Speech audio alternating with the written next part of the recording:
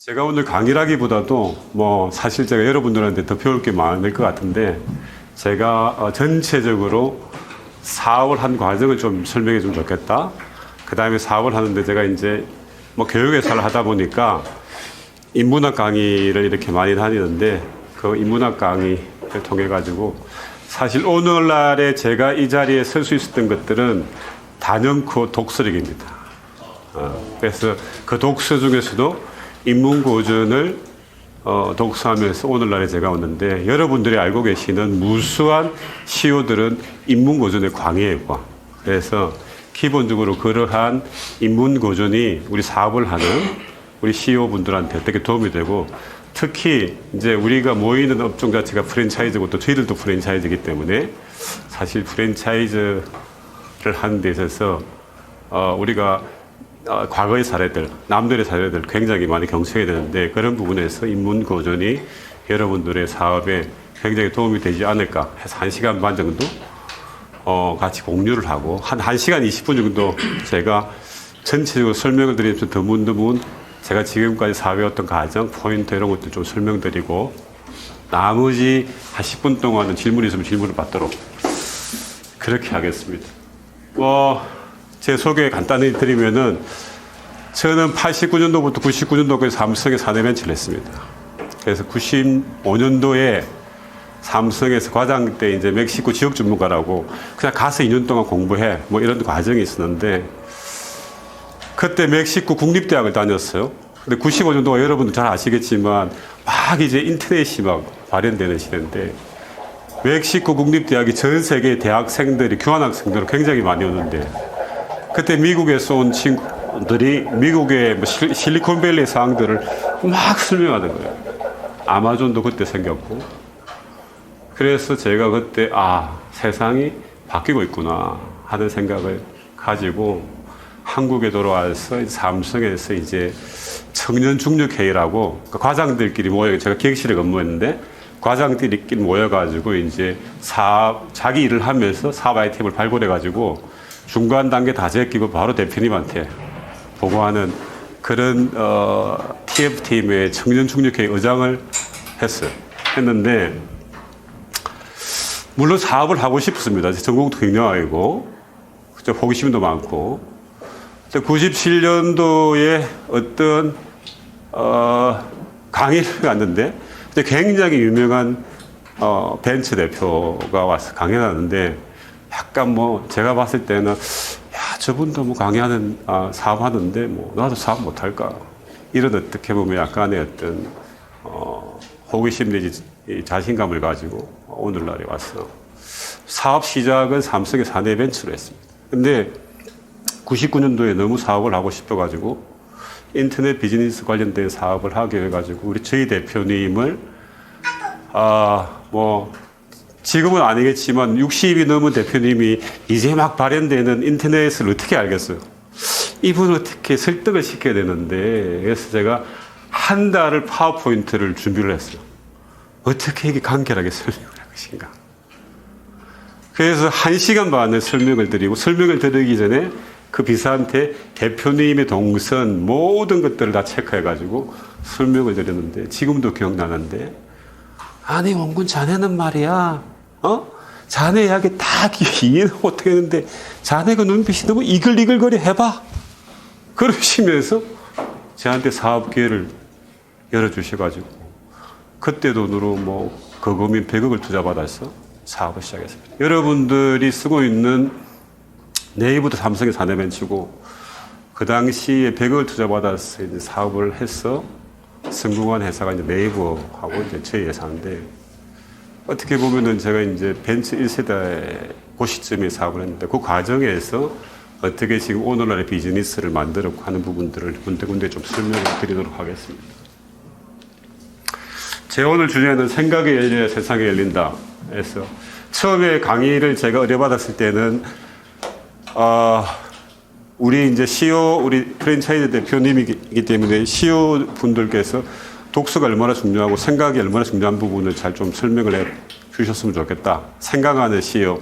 그래서 좋습니다. 그래서 제목은 생각이 열려야 세상이 열린다. 이렇게 적었는데 여러분들 이 그림 보이시죠? 이게 저희 회사에서 직접 그렸습니다.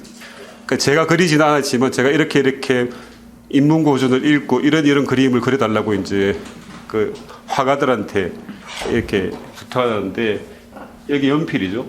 네. 여기 그리스죠. 그리스.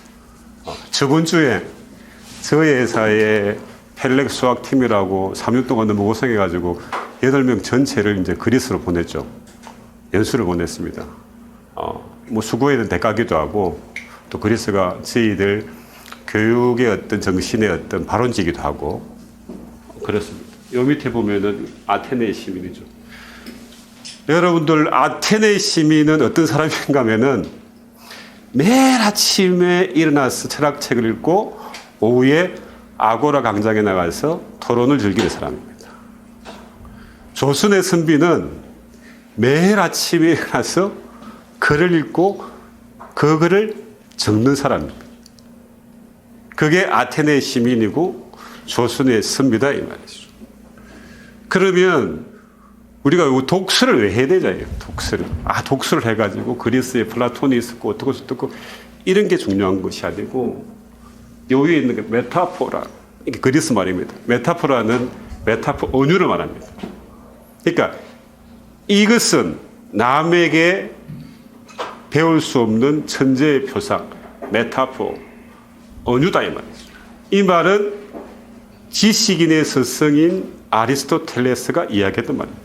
이 그림도 아리스토텔레스가 가지고 있는 어떤 지식의 표상을 추상적으로 표현한 건데요. 언유가 뭐예요, 여러분들? 전혀 성질이 들린 이것과 저것을 엮는 힘이죠. 그게 창의성의 발언입니다. 그러니까 사업하는 사람들이 언유적인 능력이 없는 사람들은 절대로 큰 사업을 못합니다. 우리가 알고 있는 대부분의 사람들은 우리가 말로 표현하는 창의성이라는 표현은 사실은 언유적인 능력이 탁월한 사람들. 그러니까 독서 중에서도 인문고전은 문학, 역사, 철학이죠. 그죠?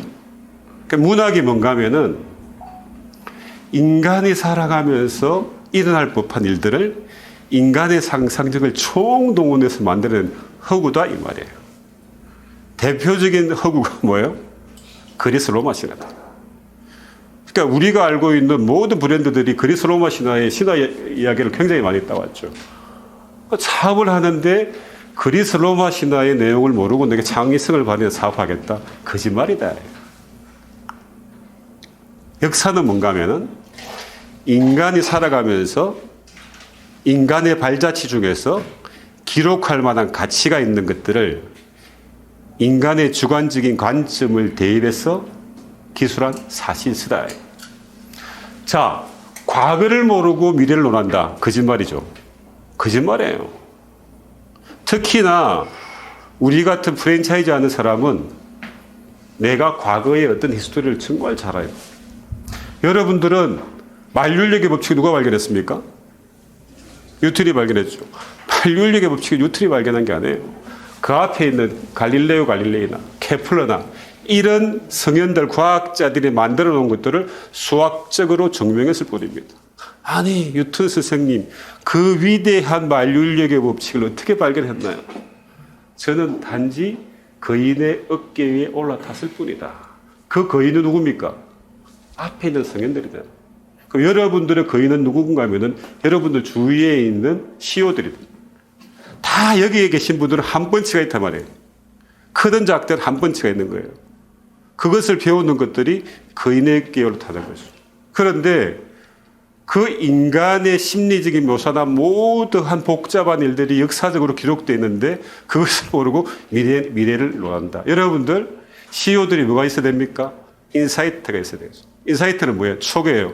촉이 그냥 겐토 때리면 놉니까? 아니다. 그러한 학습을 통해서 그냥 학습이 아니고 그 학습을 사회하고 질문해서 내 것으로 만들 때 미래의 촉이 튀어나온다. 철학은 뭐예요? 철학은 별게 아니고 인간이 호기심을 가지는 모든 대상이 철학이거든요. 기본적으로 여러분들도 많은 능력이 있어서 사업을 하시겠지만 기본적으로는 다른 사람에 비해서 특출나게 호기심이 있었을 거다 이 말이에요. 어떤 분야에 대해서. 그러니까 그 호기심을 파다 보니까 좋아지게 되고 좋아하는 일을 하다 보니까 성공할 수도 있고요. 좋아하는 일을 한다고 다 성공하는 건 아니죠. 그런데 여기에 계신 모든 분들은 다 열심히 한다 이 말이죠. 열심히 한다고 성공하지 않죠. 신은 열심히 하는 사람한테 눈길도 안 줍니다.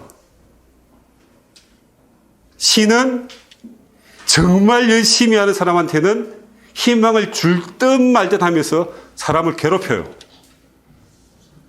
어떤 사람한테 신이 보상을 하는가 하면은 미친 듯이 이글거리는 열정을 가지고 미친 듯이 파고들 때 그 사람한테 선물을 내린다 말이죠. 그래서 우리가 알고 있다고 도전하는 건 아니죠. 알고 있다고 하더라도 용기를 가져야 되는 거예요. 그 용기가 어디서 오겠습니까? 호기심에서 온다. 그런데 그 미래가 막막한 미래가 너무나 불안해요. 그러면은 그 용기는 만용이 됩니다. 어렴풋하지만 알고 있으면은 뭔가 모르게 있을 것 같아요.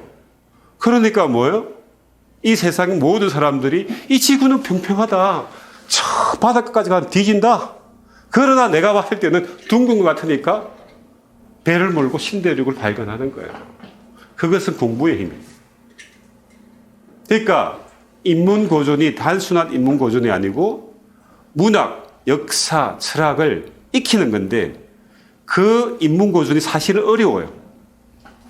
여러분들 페이스북에 자크버그 아시죠? 자크버그의 취미가 뭔가 하면은 플라톤의 국가론 같은 그런 철학책을 그리스 원주로 읽는 게 그 사람 주특기다. 다 그렇습니다, 여러분. 스티브 잡스는 여러분들, 스티브 잡스의 전공이 뭡니까? 철학이다, 이거 철학. 스티브 잡스의 자서전의 앞에 보면은 이 학생은 독서를 너무 많이 해서 문제가 될 수 있어. 이렇게 생각한다. 그러나 그 독서를 하는 원인이 뭔가 하면은 인문고전은 어렵습니다. 왜 어른가 하면은 인문고전에서는 직접적인 표현이 없어요. 언어와 도치와 비유와 반복들 이런 것들이 넘나듭니다. 그러면 뭐예요? 굉장히 그 문장을 읽고 그냥 해석이 안 되니까 그 문장을 들어 올려가지고 낮은 포복으로 밑으로 파고 들어가가지고 사유하고 질문해야 된다. 그 과정에서 이 작가가 어떠한 의도로 이 글을 적었고 이 메시지는 뭐고 나한테는 어떻게 적용될 것이고 이런 것들을 익힌다 이 말이에요. 거기서 언어적인 능력을 풀어내려고 하면 뭐가 필요합니까? 추론적인 사고, 논리적인 사고가 필요합니다. 그래서 독서를 한대. 단순하게 독서해가지고 인생은 뭘까? 뭐 이런 게 아니다 이 말이죠. 자, 여기 이 그림도 저희 회사가 직접 그림 전부 다 저희들은 추상화로 표현합니다, 여러분. 왜 인문고전을 추상화로 표현하는가 하면은 인문고전은 어렵죠.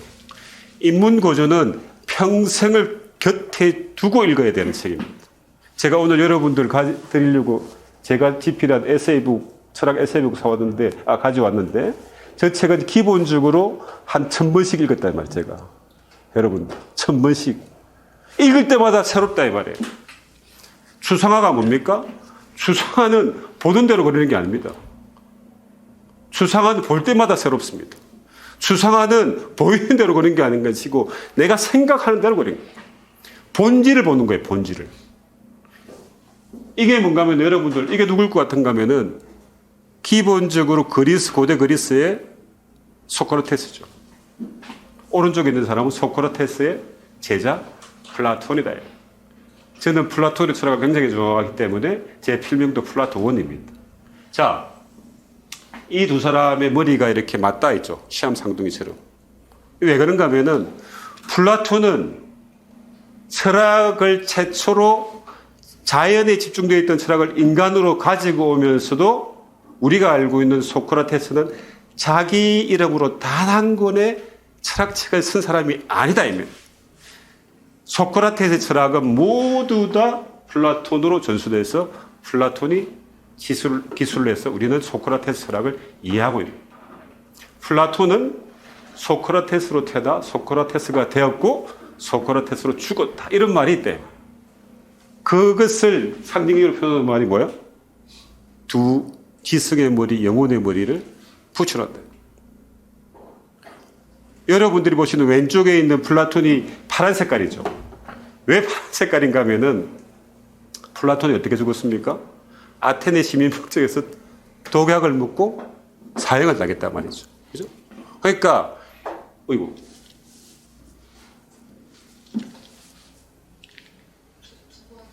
두 번. 그러니까 제가 이거를 우리 학생들을 해석하면은, 아니, 선생님, 플라톤은 2500년에 죽었지만 그 정신은 냉동 보관돼가지고 오늘날까지 인류의 지성사에 위대한 영향을 미치고 있습니다. 이렇게 설명. 그렇게 설명하는 거예요. 그런데 아까 우리 우리 최 박사님께서 펠렉스의 관점에 차라고 했는데 펠렉스의 뜻을 저희들은 이렇게 표현합니다. 받아들인 지식을 관점을 달리해서 재해석해서 새로운 가치를 창출하는 학문 탐구 자세다. 그러니까 지식이라고 하는 것들은 그냥 외워서 머릿속에 집어넣으면은 그것이 무겁기만 하지 도움이 안 되는. 예전에는 그런 지식이 먹혔어요. 우리가 학교 다닐 때만 하더라도 그런 지식이 먹혔다고. 그러나 지금은 그런 지식들은 전부 다 구글의 내부에 들어가면 다 나온단 말이죠. 그 지식을 내가 생각을 빗들고 관점을 빗들어서 새롭게 해석할 때 내한테 유의미한 결과값이 들어온다 이 말이에요. 여러분 이게 뭘까요? 제가 강의하는 모든 것들이 추상화나 그림으로 표현되는데 이게 뭘까요? 이게 뭔가 하면은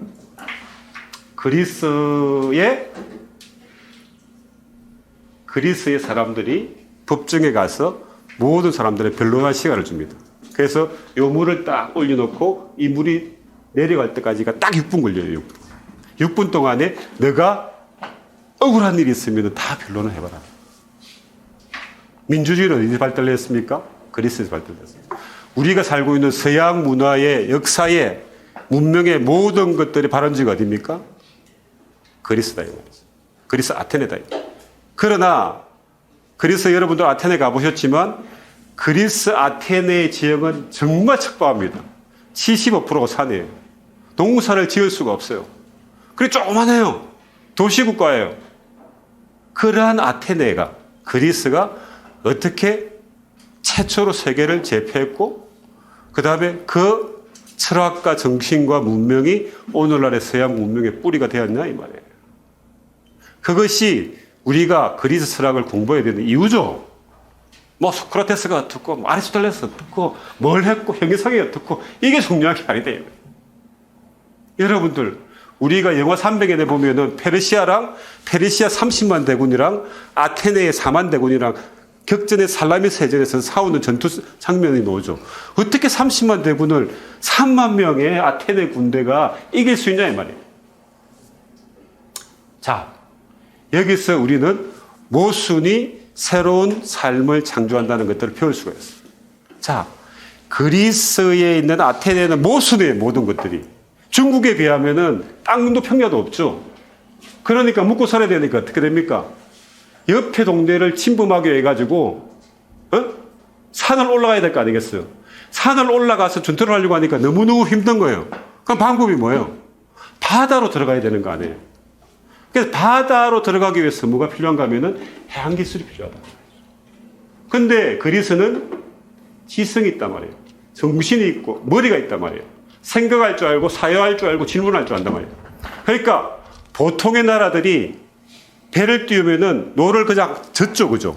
여기는 노를 지하 1층, 1층, 지하 2층, 3중으로 올려가지고 세 군데에서 동시에 노를 저어요. 그럼 어떻게 됩니까? 굉장히 빨리 간단 말이죠. 그래서 30만 대군을 무찔렀다. 그 해양 기술이 오늘날에까지 이어진다. 아테네가 무너지고 그 해양 기술은 어디로 가는가 하면 로마로 갑니다. 로마는 어떻게 해서 로마가 되었습니까? 로마는 카르타고를 무찔러서 지중해를 지배하면서 넘어가 된 거예요. 그것도 해양 기술입니다. 그 기술이 어디로 갑니까? 포르투갈로 가는 거예요. 포르투갈은 어디로 갑니까? 스페인으로 가고. 스페인은 어디로 갑니까? 영국으로 가고. 영국의 청교도 혁명이 나서 미국으로 가서 오늘날 미국의 제패를. 결국은 이 세상을 지배한 핵심적인 기술은 뭐예요? 해양 기술에서. 그 원천은 어디에 있습니까? 그리스에 있다. 우리가 그리스를 알아야 되는 이유는 그런 데 있고, 제가 우리 직원들한테 너가 고생했으니까 그리스를 가봐라 하는 게 아니고, 제가 아무 이야기도 안 하고 척박했지만 비옥했다. 그것을 깨닫고 와라. 대표님의 생각이 어떤 영인지 알겠습니다. 여러분, 이것도 저희들이 그린 거죠. 이게 뭡니까? 로마의 콜로세움이죠. 우리가 아는 로마는 천년 제국이죠. 그죠? 자, 로마는 지성에 있어서는 그리스인보다 못하고, 체력에 있어서는 켈트리나 게르만인보다도 못하고, 기술에 있어서는 고대 에투라리안인보다 못하고, 경제력에 있어서는 카르타고인보다 못했다 이 말이에요. 그런데 이 로마가 기원전 753년에 테베레 산맥에서 발원을 해가지고 50년 동안 엄청나게 많은 시련을 겪으면서 오늘날의 로마가 됐대. 로마의 시작은 결코 위대하지 않았습니다. 그런데 그 위대하지 않았던 로마가 어떻게 해서 천년 제국을 건설했냐 이 말이에요. 그런 것들을 배우는 게 로마사를 읽는 이유죠. 뭐 로마에 뭐가 있고 공화정이 있고 제약이 있고 이게 중요한 게 아니다. 로마를 공부하다 보면은 로마의 시조가 로물루스입니다. 왕족이 아니에요. 근데 그 로물루스는 늑대의 젖을 먹고 자랐던 양치기 소년이에요. 그리고 로마의 시작은 불황민들을 모아가지고 로마를 만들기 시작했어요. 힘이 없으니까 어떻게 합니까? 협력을 한 거예요. 협력. 그런 정신을 우리는 인문고전 로마사를 통해서 배울 수 있는 거죠. 우리가 알고 있는 모든 명품은 인문고전하고 연관되어 있습니다. 우리 저 뒤에 있는 우리 여사 대표님께서 웃고 계신데 이거 아시죠? 그죠? 대표님, 제일 뒤에 대표님, 이거 아시죠? 이 백이 차이를 아시는 분 다 손 들어보세요. 혹시 그냥 대한민국의 교육의 문제는 질문을 하면 일단 눈을 깔아요. 마주치지를 않습니다. 자, 하나는 샤넬 백이고 하나는 에르메스예요.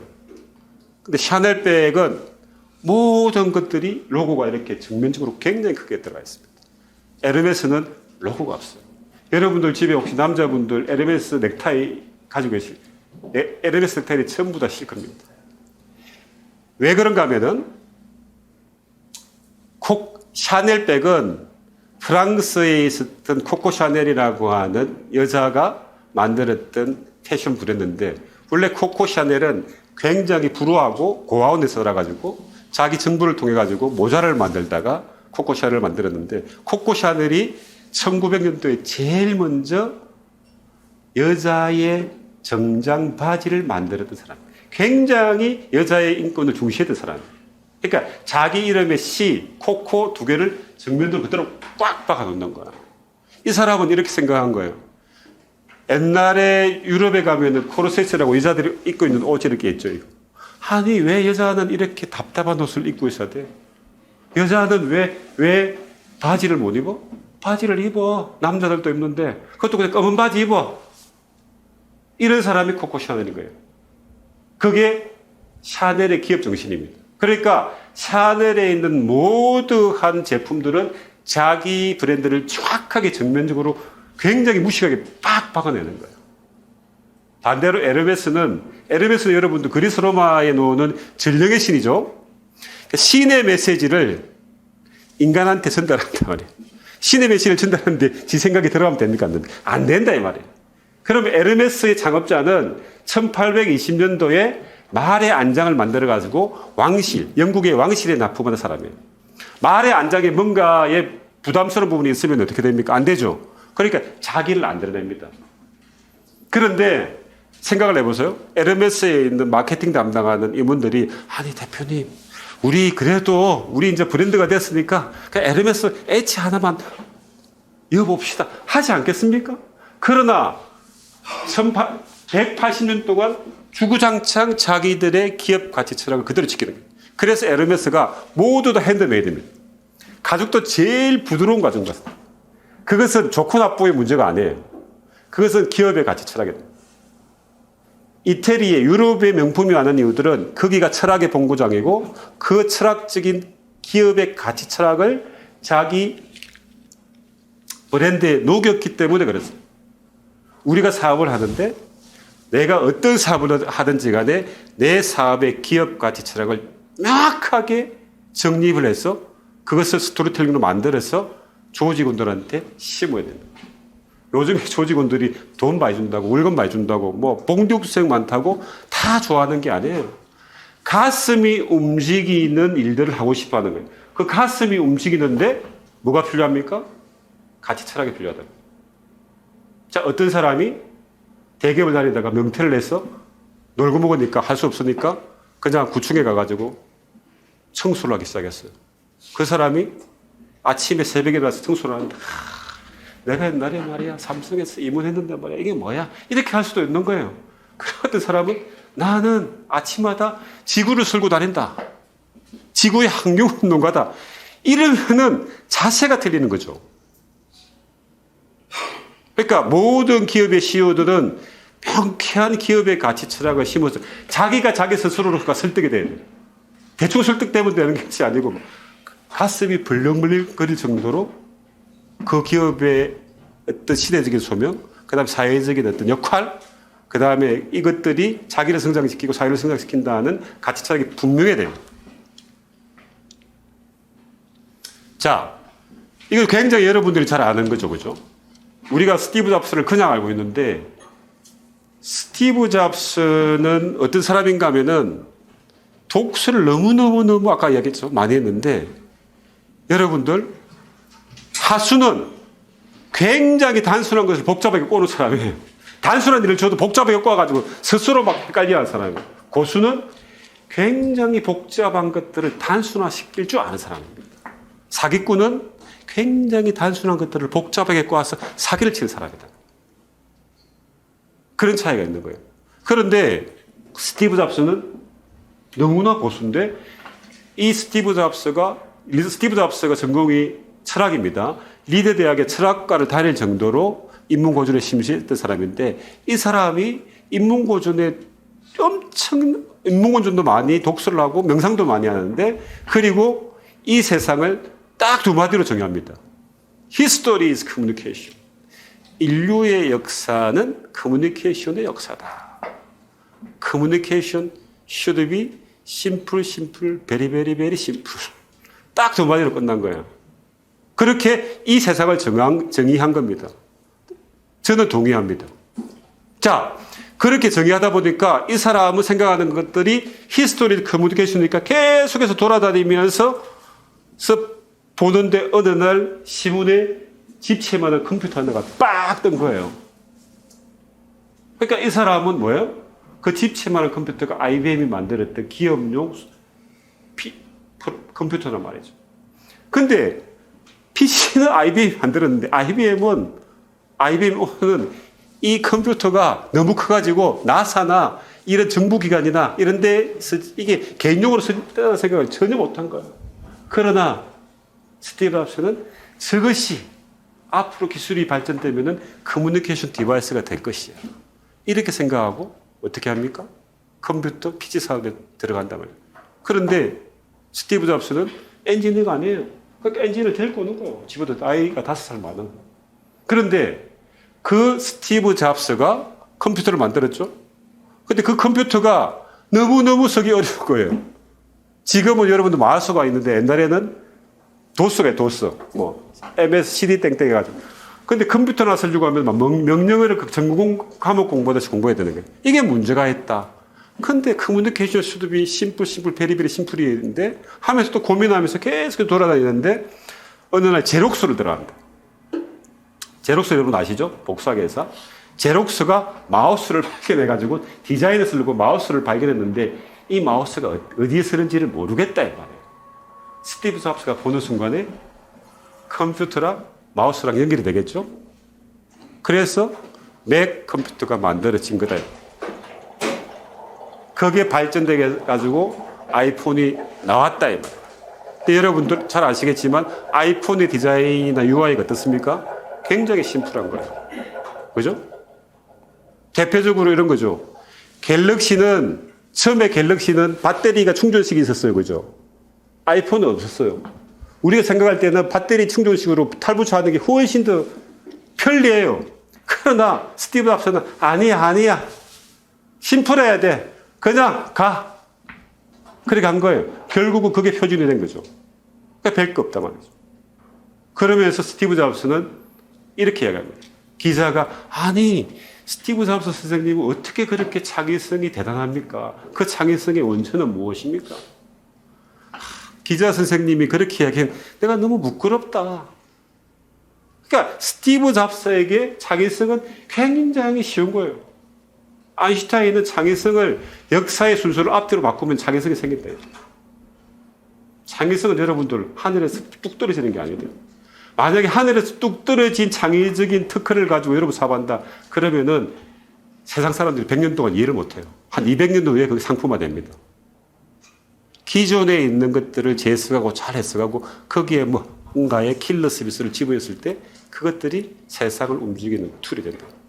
그런 것들이 이 스티브 잡스를 통해서 배울 수 있는데 기본적으로 70년대의 회사들은 워크, 하드, 열심히 일을 하면은 잘 먹고 잘 사는 거예요. 그런데 어느 날 80년대에 들어오니까 여러분들 일본의 소니 알죠? 소니가 그렇게 하면 안 되고 띵크 해야 돼, 띵크. 그래서 소니의 경영 모토가 띵크예요, 띵크. 생각 좀 하면서 일해라. 스티브 잡스가 보니까 아니야, 띵크 하면 안 되고 띵크, 디프런트 해야 돼. 생각만 하면 안 되고 생각을 다르게 해야 돼. 여러분 근데 GMB가 영어 회사죠. think different는 어법이 안 맞아요. 동사 뒤에 부사가 붙어요. think differently가 맞다 이 말이에요. 다르게 생각하는 거라. 다른 것을 생각하는 것은 전혀 틀린 거죠. 다르게 생각하는 것은 요게 있어요. 요게. 예? 이 음료수가 있는데 이 맛을 좀 하기 위해서 뭔가를 첨가해가지고 조금 바꾸는 게 디프런트예요. 근데 디프런트는 판 자체를 바꾸는 거란 말이에요. 내가 왜 이 복잡한 경쟁에 들어가가지고 1등을 하려고 해야 돼? 판을 뒤집고 나 새로운 판을 만들어가지고 여기에 모든 사람을 모을 거야. 이게 스티브 잡스의 생각이에요. 그게 think different. 실질적으로 스티브 잡스는 그렇게 했어요. 그리고 사실은 스티브 잡스가 스토리텔링이 대단히 능한 사람. 미국의 비즈니스들이 전체적으로 스토리텔링이 아주 뛰어난 사람들이죠. 여러분 유발 하랄리의 책 보시면은 우리 호모 사피엔스가 자기보다 덩치 큰 네안데르탈인을 이길 수 있었던 것들이 핵심이 뭔가 하면은 구라다. 구라를 좋게 표현하면은 스토리텔링이다. 여러분들, 세상에 국가가 어디 있어, 국가? 국가는 그 개념이에요, 그죠? 그러니까 인간은 이런 걸 할 줄 아는 거예요. 원숭이가 10마리가 있는데 다 자기 혼자서 하루 종일 따는 바나나가 10개밖에 안 돼, 하나. 근데 어느 날, 스토리텔링 구라가 엄청나게 잘 까는 원숭이 하나가, 다 모여봐. 있잖아. 너는 나무에 올라가가지고 바나나를 따고 밑에서 너는 받고 너는 지키고 너는 가공하고 이러면 우리는 20개 따가지고 너 15개 가져가고 5개만 세금을 내. 그리고 우리는 이것을 원숭이 국가라고 하자. 이렇게 한단 말이에요. 근데 그게 굉장히 중요해요. 그 스토리텔링을 할 수 있어야 되고 그 스토리텔링을 하려고 하면은 아무 가치 철학 없이 스토리텔링 하면 뭐예요? 그거는 허구죠, 허구. 그러나 거기에 가치 철학이 심으면은 심오해지고 사람의 마음을 움직인다.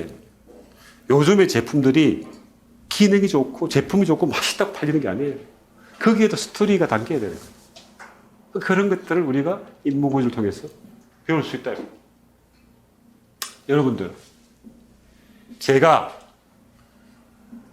제가 이제 뭐 요즘에는 이렇게 양복을 입고 다닐 기회가 없으니까 이제 콤비를 많이 입고 다니고 그러니까 이제 제가 신발을 많이 신는데 제가 캔버스를 많이 썼습니다. 그러니까 신발 무수가 280이다 보니까 뭐 280이 보인다 사는 거예요. 우리 집에 한 30건이 이상 있어. 캔버스가 색깔별로 다 있는데 2주 전에 그 교육계 제 후배가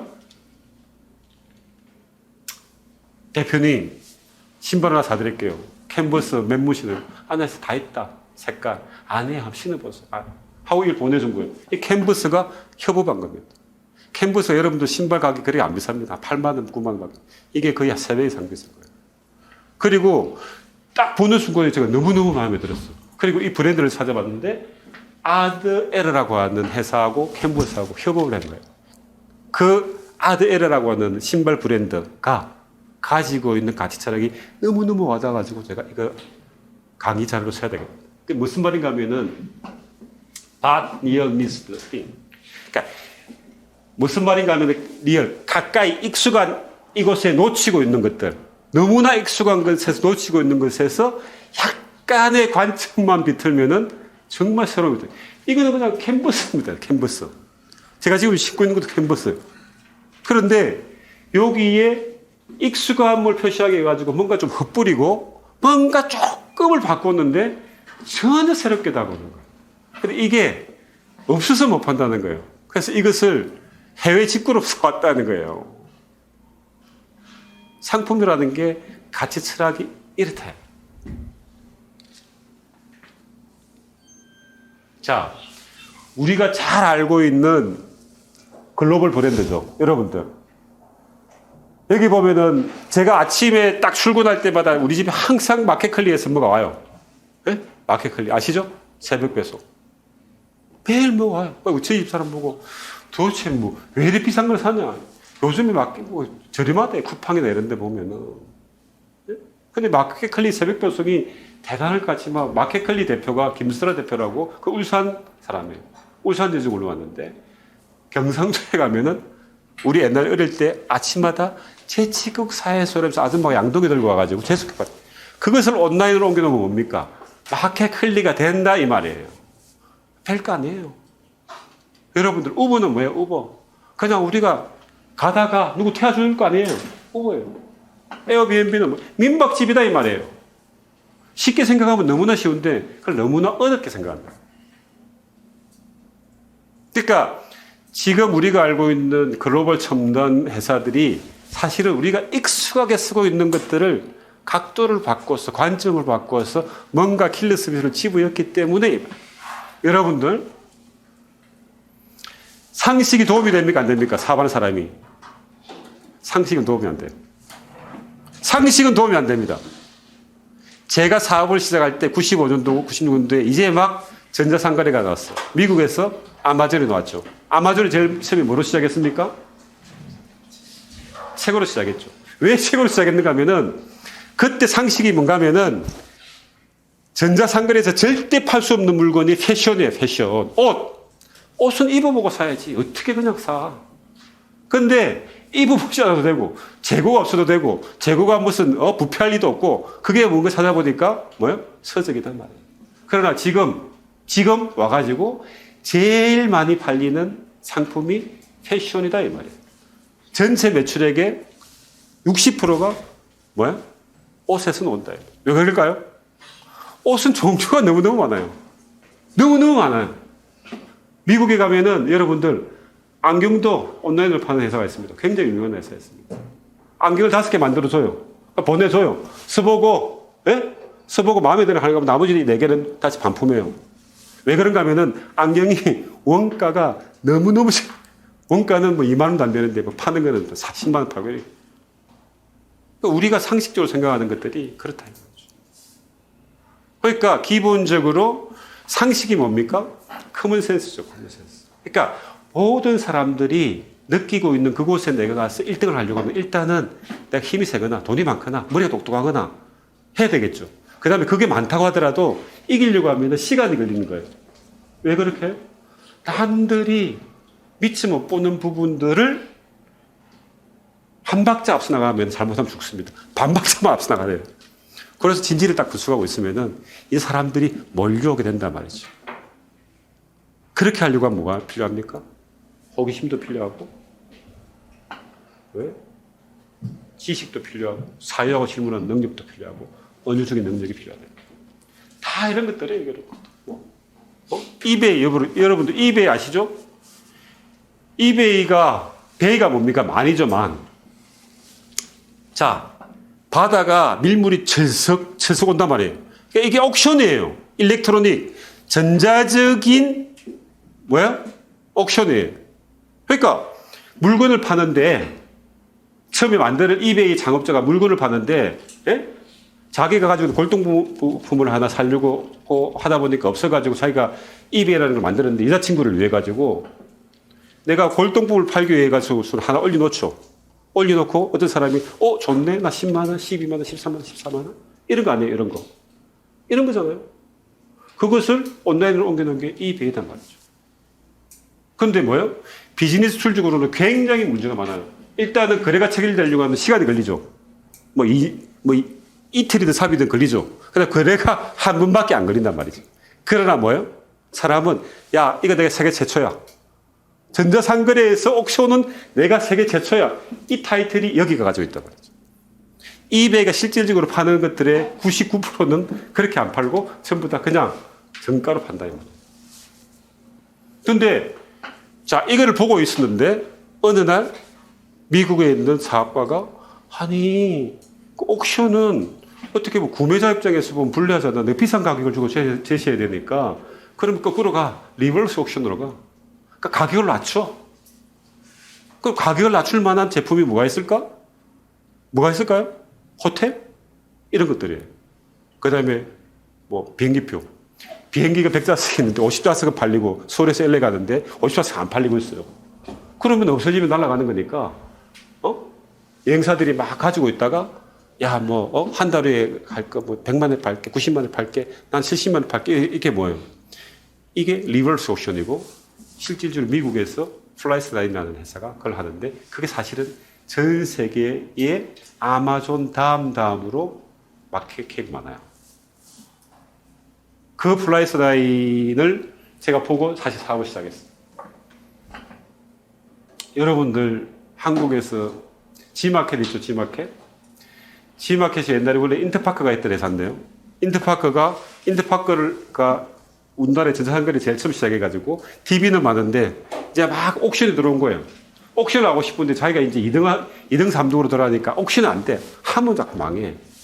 그래가지고 뭔가를 하려고 하다가 G마켓을 만들었는데 G마켓 전신이 뭔가 하면은 G가 굿즈예요, 굿즈. 상품을 파는 마켓, 이게 G마켓인데, 그 앞에 명칭이 굿스탁이에요. 굿즈스탁. 상품을 스탁. 나스닥, 코스닥처럼 주식처럼 작업하는 거예요. 그러니까, 그 G마켓에 보면 흥정하기가 있어요. 얼마에 살래? 나 얼마에 살게, 얼마에 살게.